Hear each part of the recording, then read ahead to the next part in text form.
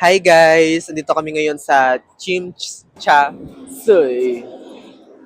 Here with my ka-foodie. Ka-foodie! Ka-foodie, kaway!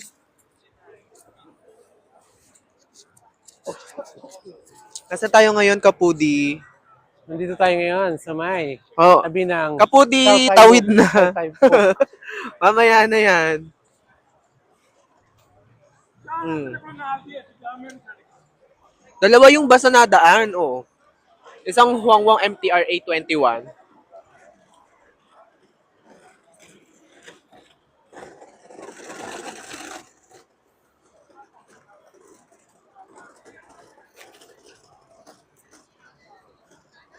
Ka-foodie, gamitin ng kapangyarihan ng araw. Hmm.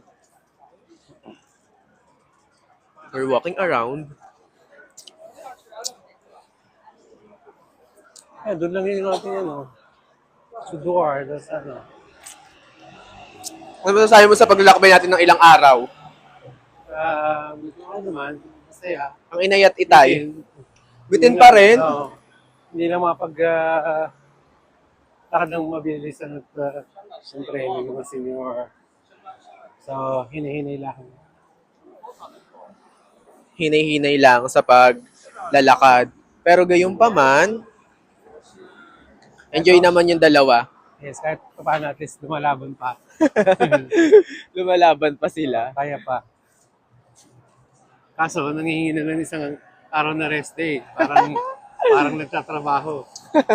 So may rest day sila bukas, guys. Kami muna lalabas ng umaga, tapos susundin na lang namin sila sa hapon. Kasi meron kaming Aqua Luna. Yeah. So ngayon, bakit kami ngayon sa aming hotel? Saan nga tayo? Sa Mirador Mansion. Anong floor? Sa 10th floor kami ngayon. Nag-stay. Na laging sira ang elevator. My gums. Sa Mongkok, di natin naranasan to. Oo. Saka hindi pumipila ng matagal sa elevator. Yes. Ayan. Okay na ito. Not operated pa yung dulo. Diba? Pa rin. Tinapay. Go. So, bili muna kami ng tinapay.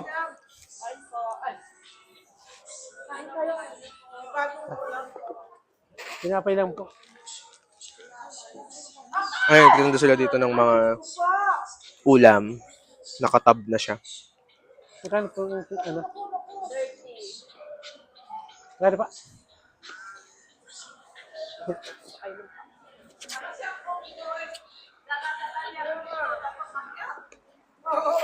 Magkano yun, te?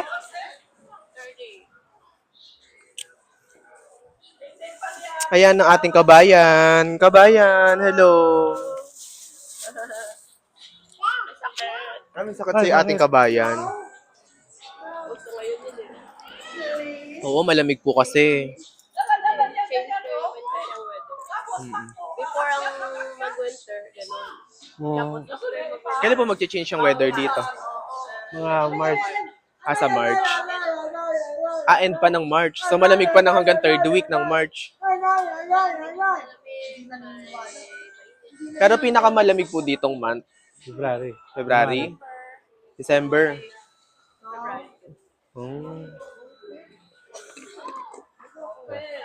Kuli ka pa? Okay. Tara.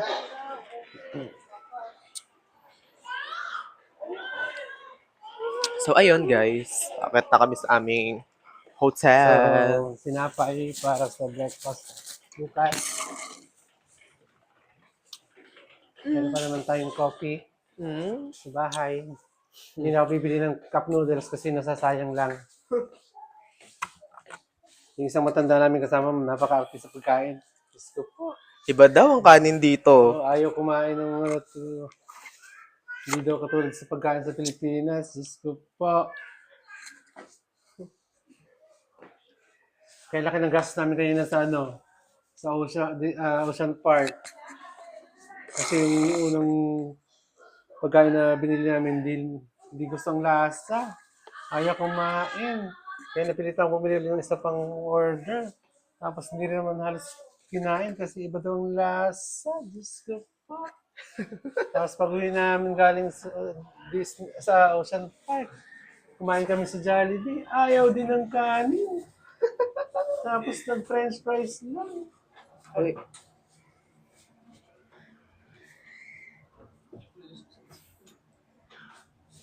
Sila? Anong floor sila?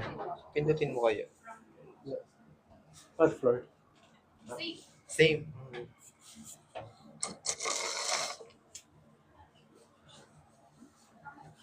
Kala mo naman yung napakamala mo mayaman na maraming perang pambili ng pagkain.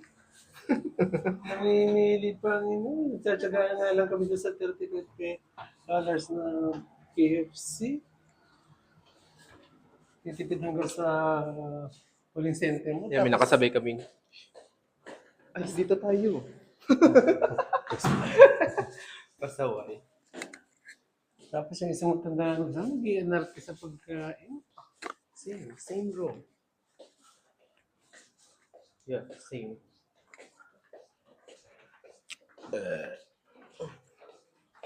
Don't close, don't close.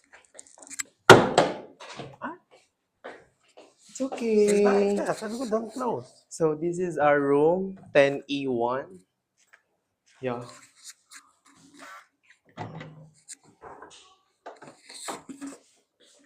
Dito sila sa mali nating room. So, ang ganda mo na ba, guys? So, ayan. Okay lang. Ito kami sa 1005.